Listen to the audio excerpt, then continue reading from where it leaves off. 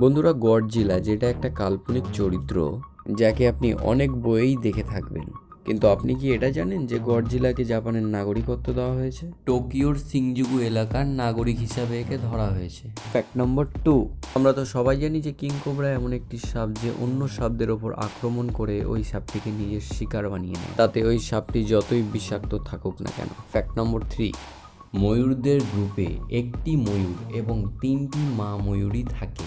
মা ময়ূর প্রত্যেক বছর 2টি করে ডিম পাড়ে। ফ্যাক্ট নম্বর 4, মঙ্ক প্যারকিট প্যারট প্রজাতির তোতা এমন এক ধরনের তোতা পাখিদের মধ্যে পড়ে যারা কোনোদিন বাসা বানায় না।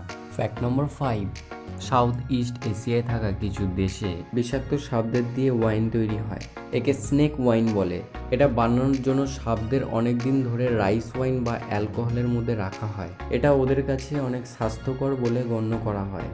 সাপের বিষ অ্যালকোহলের জন্য নষ্ট হয়ে যায়, এর জন্যই এই স্নেক ওয়াইন মানুষের কোনো ক্ষতি করে না। ফ্যাক্ট নম্বর 6, হরিণ বা ডিয়ার পৃথিবীর মধ্যে ওই সমস্ত প্রাণীদের মধ্যে পড়ে যাদের চোখ একটু বড় হয়, আর এর সাথে সাথেই এদের চোখ খুব সুন্দর ধরনের হয়, আর এদের শরীরে থাকা নাভির মধ্য থেকে কস্তুরী বের হয়, যেটা প্রাকৃতিক প্রাণীজ সুগন্ধি নামে পরিচিত।